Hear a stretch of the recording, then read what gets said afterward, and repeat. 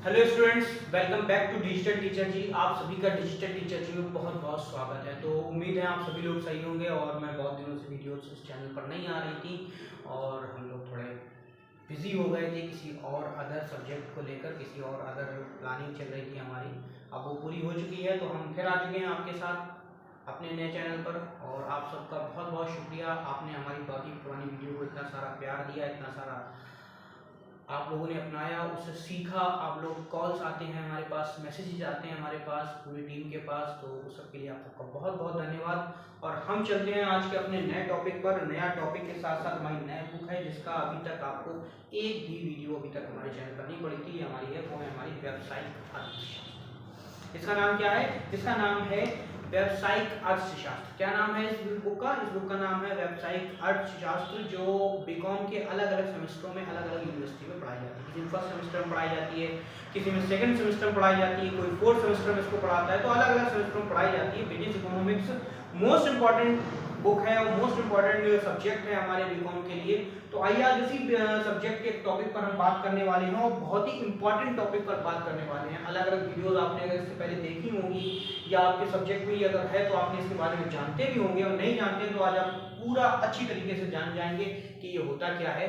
तो आइए शुरू करता हूं मैं अपना चैप्टर। तो चैप्टर का पहला नाम क्या है? हमारा नाम है मांग का नियम।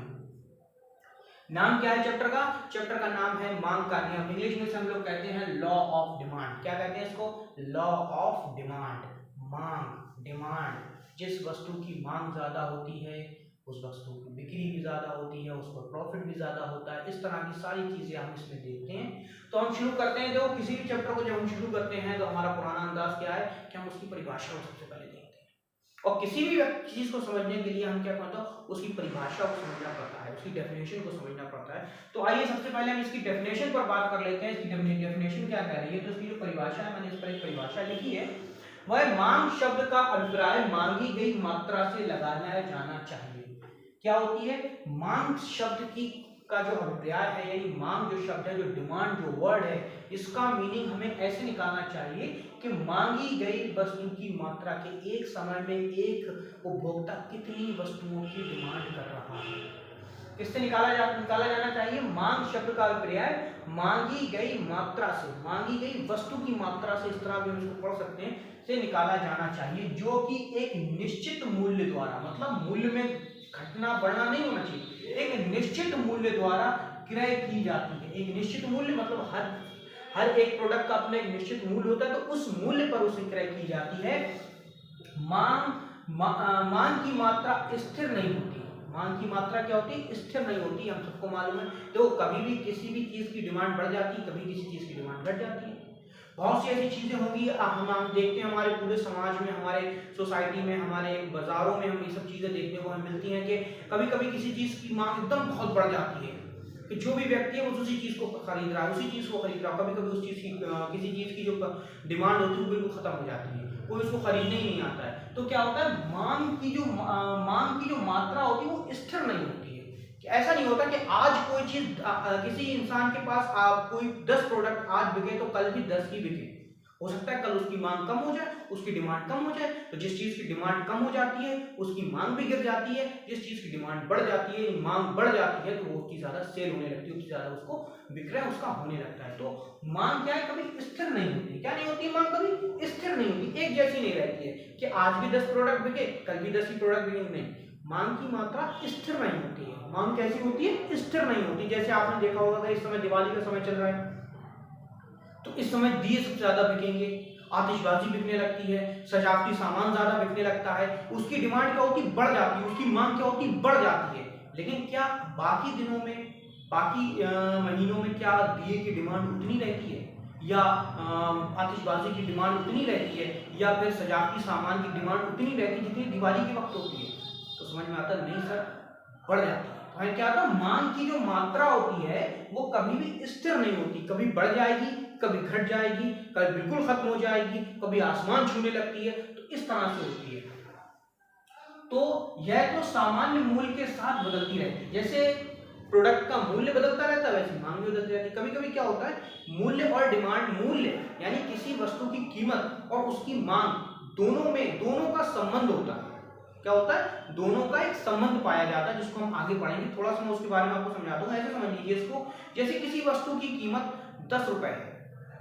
ध्यान दीजिए, किसी वस्तु की कीमत कितनी है, 10 रुपए। कोई वस्तु 10 रुपए की बिकती है, तो वो बाजार में 3 पीस बिकते हैं। कितने बिकते हैं, 3 पीस बिकते हैं। तो उसकी डिमांड कितनी है, 10 रुपए की। कोई वस्तु की कीमत 10 रुपए है, तो वो 3 है, उसकी डिमांड कितनी है, 3 है। सपोज करो उस वस्तु की कीमत अगर 5 रुपए हो जाए, तो क्या होती है, उसकी मांग क्या होती है, बढ़ जाती है। 3 से जगह 5 हो जाएगी या 6 हो जाएगी। इसका पूरा नियम है, आगे तो हम पूरा आपको समझाएंगे। मैं सिर्फ समझाने के लिए कह रहा हूँ कि यह तो सामान्य मूल्य के साथ बदलती रहती है। वस्तु का मूल्य बढ़ गया तो मांग गिर जाती है। सपोज करो जो चीज आपको 500 रुपए की मिल रही थी वो अचानक 1000 रुपए मिलने लगे, तो कुछ उसमें से ऐसे होंगे जो उस चीज को खरीदना बंद कर देंगे। तो सामान्य मूल्य के साथ क्या होती है, वो बदलती रहती है। मूल्य घट गया तो लोगों ने ज्यादा खरीदना शुरू कर दिया। इसी के साथ अगला देखो, ये पूरी आपको डेफिनेशन समझ में आ गई होगी। अब इसी की छोटी सी डेफिनेशन मैंने और लिखी है आपको और अच्छे से समझाने के लिए।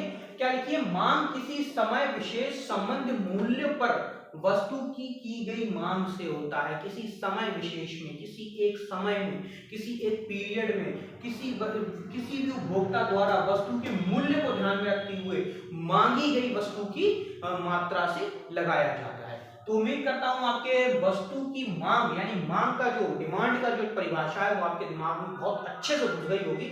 और नहीं घुसी तो इस वीडियो को एक बार और रिपीट करो, एक बार फिर से देखो, और उसके बाद भी ना आए तो स्क्रीन पर नंबर आ रहा है उस पर कॉल करो। मैं आपको फ्री में इसको पूरा 3 चैप्टर क्लियर करके जाऊंगा आपके लिए। मेरी पूरी टीम इस पर लगी हुई है आपके किसी काम पर, तो आप टेंशन मत लो बिल्कुल भी। शुरू करते, आपको यहाँ तक समझ में आ गया होगा। अब करते हैं हम अगले उस पर। अगला है हमारा, इसी में एक टॉपिक आता है हमारा मांग फलन, डिमांड फंक्शन। यानी डिमांड किस तरह काम करती है, मांग किस तरह काम करता है, उसका फंक्शन क्या है। तो क्या है मांग फलन, किसे कहते हैं, तो किसी वस्तु की मांग तथा उसको प्रभावित करने वाले जो कारक होते हैं। देखो, वस्तु की मांग और उसको प्रभावित करने वाले कारक, उसको प्रभावित मांग को कौन कौन सी चीजें इफेक्ट डालती है, इसके बारे में हमारी अगली वीडियो आएगी जिसमें हम आपको उसके बारे में पूरा समझाएंगे। अभी हम सिर्फ इस डेफिनेशन पर ध्यान देते हैं कि मांग फलन किसी वस्तु की मांग उसको प्रभावित करने वाले कारकों के मध्य संबंध को व्यक्त करता है। क्या करता है मांग फलन, क्या करता है, मांग फलन किसी वस्तु की मांग और उसको प्रभावित करने वाले जो कारक होते हैं, जैसे वस्तु का मूल्य बढ़ जाना, फैशन चला जाना, किसी चीज का फैशन में परिवर्तन हो जाना, मौसम में परिवर्तन हो जाना। तो इस तरह से क्या होता है, ये सारे कारक होते हैं, ये क्या कहलाते हैं हमारे, ये सबको क्या कौन व्यक्त करता है, इसको मांग फलन यानी मांग का जो फंक्शन होता है वो इस सब चीजों को व्यक्त करता है, सब चीजों को दिखाता है।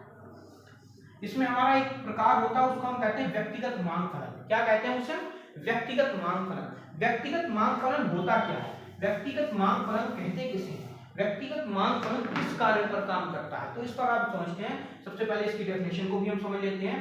यह बाजार में किसी उपभोक्ता का मतलब कस्टमर, यह बाजार में किसी उपभोक्ता की किसी वस्तु के लिए मांग तथा निर्धारित तत्वों के मध्य संबंध स्पष्ट करता है। कि अगर उपभोक्ता किसी वस्तु की मांग कर रहा है, उपभोक्ता किसी वस्तु की डिमांड कर रहा है, तो वो क्यों कर रहा है और किस प्रकार कर रहा है, इस सब के संबंध के बारे में हमें काम से पता लगता है, व्यक्तिगत मांग फलन से पता लगता है। एक बार फिर से समझते हैं, यह बाजार में किसी उपभोक्ता द्वारा किसी वस्तु की मांग तथा निर्धारित तत्वों के मध्य, जो उस समय उसके उस बाजार में उस की कीमत चल रही है, उनके मध्य क्या संबंध है, क्या फंक्शन है, क्या रिलेशन है, उस संबंध को प्रकट करता है। किसी व्यक्ति द्वारा किसी वस्तु की मांगी गई मात्रा निम्न बातों को प्रभावित करती है। यानी कोई व्यक्ति अगर किसी वस्तु को मांग रहा है तो वो क्यों मांग रहा है, उसकी कुछ चीजें मैंने यहाँ पर लिखी हैं। सबसे पहला है वस्तु की कीमत, मोस्ट इंपॉर्टेंट। देखिए, कोई भी वस्तु अगर बाजार में बिक रही है तो उसका कहीं ना कहीं प्रभाव उसकी कीमत से भी होता है। कोई भी वस्तु अगर बाजार में बिक रही है तो उसकी कहीं ना कहीं वो उसकी कीमत भी उसकी डिमांड को क्या करती है, प्रभावित करती है। कैसे करती है, सपोज करिए आज जो कोलगेट आप रोज सुबह या शाम जो कुछ लोग 2 बार करते हैं, कुछ 1 बार करते हैं दिन में कोलगेट, तो आप दिन में जो 1 बार आप कोलगेट करते हैं, आप जो कोलगेट के लिए पेस्ट लाते हैं, जो पेस्ट आता है कोलगेट का, आप समझिए वो 30 रुपए, 40 रुपए, 50 रुपए का मार्केट में आता है। यही अगर 1000 रुपए का आ जाए तो आप क्या करेंगे, तो हम में से कुछ लोग ऐसे होंगे जो कोलगेट करना छोड़ देंगे। तो क्या है, वस्तु की मांग किसके लिए भी होती है, वस्तु की कीमत पर भी निर्भर करती है कि वस्तु की कीमत कैसी है, डिमांड कैसी, वो उसकी प्राइस कैसा, प्राइस भी क्या करता है, उसकी डिमांड को इफेक्ट करता है, उसके डिमांड को प्रभावित कर रहा है। अगला क्या, उपभोक्ता की आय, कस्टमर की इनकम कितनी है। कस्टमर अपनी इनकम के हिसाब से ही वस्तु की मांग करता है। सपोज करिए आप एक बहुत अच्छी इंटरनेशनल कंपनी में काम करते हैं, तो आप जब मोबाइल लेने जाएंगे तो आपकी सही बात आप आईफोन ही खरीदेंगे। लेकिन एक वो व्यक्ति जो 30,000 रुपए महीना कमा रहा है, वो क्या करेगा, तो वो तो आईफोन ही खरीदेगा ना, वो तो एंड्रॉइड खरीदेगा। तो वस्तु की उपभोक्ता की जो आय होती है वो भी क्या करती है, इस बात को इफेक्ट करती है। उपभोक्ता की आय भी मांग को क्या करती है, इफेक्ट में डालती है, इफेक्ट डालती है। अगला क्या है, अन्य संबंधित वस्तुओं की कीमत। अन्य संबंधित वस्तुओं की कीमत, ये बहुत बड़ा टॉपिक है और बहुत अच्छा टॉपिक है, कई बार पूछा गया टॉपिक है। अन्य वस्तुओं की, संबंधित वस्तुओं की कीमत, जैसे मैंने अभी आपको एक पेस्ट का दिया था, टूथपेस्ट आता है, आपने देखा होगा कि बबूल का टूथपेस्ट आता है, कोलगेट का टूथपेस्ट आता है, इस तरह के अलग अलग कंपनियों के टूथपेस्ट आते हैं, है ना। अब सपोज करिए कि एक वक्त वो आया कि कोलगेट की जो टूथपेस्ट था उसका प्राइस हो गया 1000 रुपीज, और उसके साथ जो उसकी कॉम्पिटिटिव कंपनियां हैं, बबूल है या और बहुत सी जो कंपनियां हैं, उनका प्राइस 10 रुपए हो गया। तो अब मुझे बताइए कि आप किस कोलगेट को खरीदना पसंद करेंगे। तो आप ज्यादा से ज्यादा लोग किस पर कन्वर्ट हो जाएंगे कि वो कोलगेट को छोड़ देंगे और बबूल की तरफ या और जो दूसरे जो कोलगेट है उसकी तरफ जाके आमंत्रित हो जाएंगे, उसकी तरफ चले जाएंगे। तो अन्य संबंधित वस्तुओं की कीमत कैसी है, आपके सब्सिट्यूट वस्तुएं जो हैं, आपकी जो कॉम्पिटिटिव वस्तुएं जो आपको कॉम्पिटिशन दे रही हैं, आपको जो कॉम्पिटिशन दे रही है बाजार में, उनकी कीमत क्या है वो भी आपको करता है। जैसे बहुत सारे कंपनी मोबाइल बेचती है, एंड्रॉइड कंपनी है बहुत सारी, एक एंड्रॉइड कंपनी है जो अपना मोबाइल 10,000 रुपए में बेचती है, और एक एंड्रॉइड कंपनी है वो अपना मोबाइल 5,000 रुपए में बेचती है। तो आप 10,000 रुपए में भी आपको वैसे ही बिल्कुल मोबाइल मिल रहा है और 5,000 रुपए में बिल्कुल वैसे ही मिल रहा है, तो आप क्यों 10,000 खर्चा करेंगे, आप 5,000 रुपए में नहीं ले लेंगे मोबाइल।